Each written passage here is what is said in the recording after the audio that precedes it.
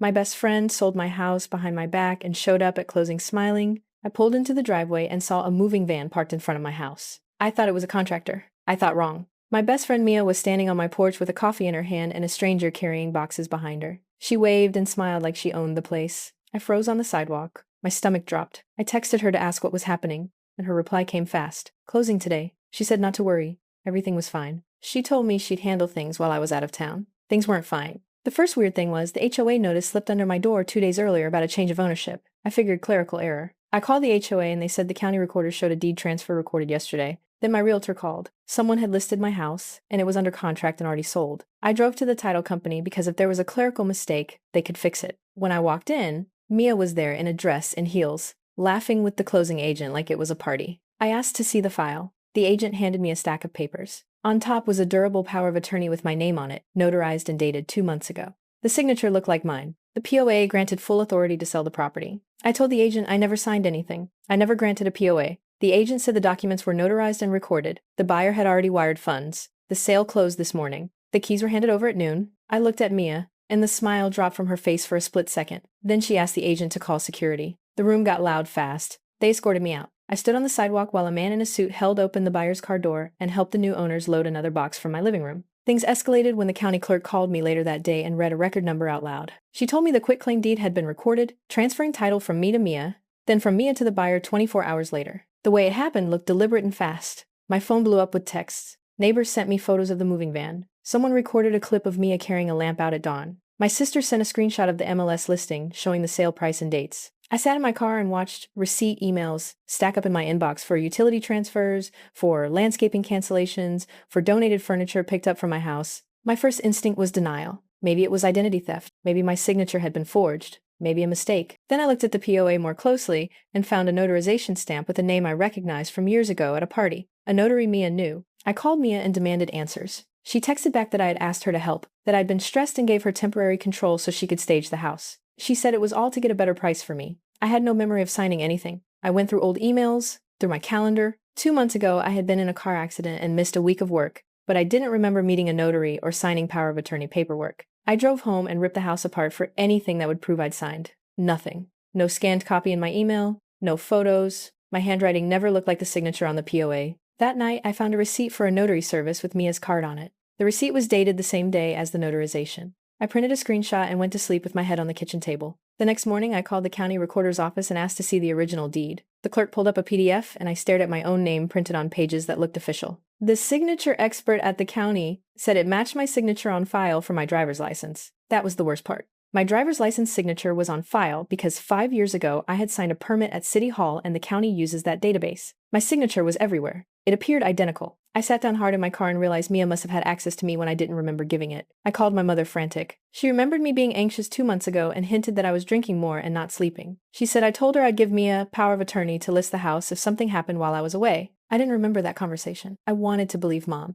It would explain everything. But it didn't feel like the whole story. I hired a lawyer that afternoon and filed an emergency motion to void the transfer and freeze the funds. The buyer's attorney sent back a calm reply. The buyer was an innocent party. The deed had been recorded. Funds changed hands. No obvious fraud on their side. They wanted the sale to stand. My lawyer subpoenaed bank statements and the title company's file. In 2 days, we had a paper trail. The buyer's wire had gone to the title company. The title company dispersed funds to a trust account, and then to Mia's personal account the next morning. I stared at the transaction log. I couldn't believe Mia had the money in her bank account. I went to the police and filed a report. The detective listened and said they'd open an investigation for fraud and forgery, but those things took time. The bank could be slow to freeze funds. The buyer had a contract. Legal wheels turned. The house could be in someone else's name by the time anything happened. My lawyer told me to gather everything. Texts, emails, receipts, anything that showed Mia's involvement. I dug up an old voicemail where I remembered thanking Mia for helping with yard work while I was at the hospital. That voice note sounded like permission, but it wasn't a notarized signature. 2 nights later, I got a text from Mia that made my stomach drop. She sent a smiling selfie, then a screenshot of a bank balance that showed a 6-figure deposit. She wrote that I should have trusted her, that she did me a favor by selling when the market was hot. I saved the screenshot and forwarded it to my lawyer. He said it wasn't proof alone, but it showed intent and consciousness of guilt. It was more than nothing. My parents showed up at my door the next day, pleading. They wanted me to make peace and not drag the family through a court fight that would humiliate everyone. My dad said maybe Mia had been watching out for me. My mom cried and said she didn't know anything. Their voices sounded tired. I felt utterly alone and stupid. Mia was my friend since college. She'd been at my wedding, stayed with me during rough breakups. She knew everything. She had keys, an extra key hidden under a rock. She knew my passwords. I had trusted her with my life. The case moved into emergency court. The title company argued the documents were valid. The buyer argued good faith. The judge looked at me with the kind of pity that hurt more than anger. Then my lawyer served Mia with discovery requests, and her phone records arrived in our inbox 2 days later. Her call log showed a lot of phone calls the week before the notarization. One call lasted 40 minutes with a woman named Lisa, the notary. Another entry showed a string of calls to a private investigator who had a reputation for fabricating documents calls that stopped after the sale closed. We subpoenaed the notary and demanded camera footage. The notary's office had a small security camera that recorded patrons at the desk. The footage arrived blurry at first, then clear enough. The video showed me sitting in the notary's chair signing documents. It also showed Mia leaning over me, whispering in my ear, holding my hand. The twist that made my throat close was the timestamp. The timestamp showed that it was the night after the accident I didn't remember. I had been at a bar with a coworker that night, and I remembered blacking out for a few hours. The footage showed me coherent enough to sign, but also visibly shaken and slurring. Mia had brought me there, had the notary call the mobile service to our table, and guided me through signing a stack of paperwork. I watched the video 10 times, and it shredded something inside me. I had given consent, but under circumstances that should have required pause. I was drunk, vulnerable, not myself. The law treats consent under intoxication differently. That was the angle my lawyer had wanted. We filed for emergency relief, arguing undue influence and incapacity due to intoxication. The judge granted a temporary restraining order, froze the funds, and scheduled a hearing. I wasn't naive enough to expect Mia to crumble. She walked into court with a smile and a handbag like she was going to brunch. But the hearing changed things. My lawyer presented the video, the bank trail, Mia's screenshot bragging about the money, neighbor photos of her moving boxes at dawn, and the notary's admission that the mobile call was requested by Mia. We also had a text thread where Mia had joked with a mutual friend about flipping my house. Mia's face went white when the text thread came up. She tried to say I had approved everything and that I'd been fine. The judge called that into question. He called the notary and questioned whether a responsible adult should be notarizing documents given to someone visibly impaired. The judge ordered forensic handwriting analysis on the signature and ordered an independent audit of Mia's bank account to see where funds had gone. Outside the courthouse, Mia's smile had melted. She avoided eye contact. Her parents looked stunned. Our mutual friends avoided me and Mia like we were radioactive. 2 weeks later, the handwriting report flagged differences in pressure and letter formation that didn't match my confident signature. It indicated a traced signature in part. The forensic accountant found transfers from Mia's account to an offshore account that went to a shell company associated with the buyer. That was the moment I realized this wasn't just a stupid betrayal. It was planned. Mia had engineered the whole thing with people who helped her cover the tracks. The judge ended up voiding the sale pending a full trial and ordered Mia to return the funds to the title company account. The prosecutor charged Mia with fraud, and she was arrested for a night before being released on bail. I sat in the courtroom and felt hollow and angry in equal measure.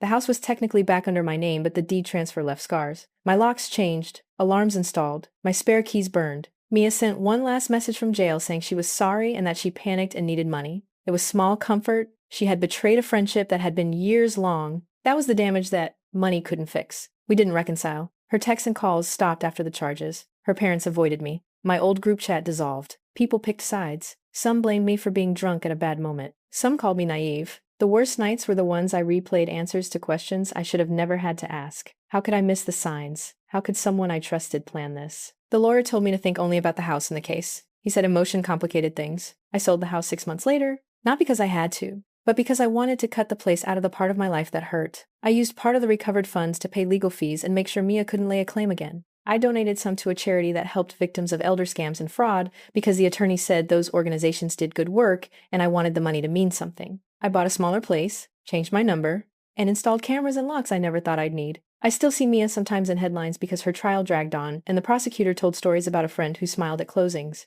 My life wasn't the same. Friends who had been like family showed their colors. My parents apologized more honestly than before and tried to rebuild trust in small ways. I started seeing a counselor because the betrayal kept sticking like a stone in my throat. The house was gone, and then it wasn't, and then it was sold again because I couldn't live in the same rooms with those memories. I don't know if justice fixed everything. Mia pleaded guilty to fraud and got probation and restitution. She had to give back most of the money. She was banned from handling real estate transactions. The rest of her life was smaller, harder. My life moved forward anyway. I learned how to say no even to people who begged, how to lock down privacy and keep important documents in a safe I controlled. I asked for copies of every document I signed and made my identity tighter, less shareable. I still think about that day on my porch when I saw a moving van and a woman I loved carrying my lamp out the door. I still wake up sometimes and check the door locks, but the house is mine no longer. The betrayal taught me who people really were. The last thing I did before I closed on the new place was hang a cheap lockbox by the back door and put a note inside that read simply, "This is mine now." I folded it up and put it in the box and locked it. I still don't know how to fully trust anyone, But every time I walk past that box, I remind myself, I can protect what matters.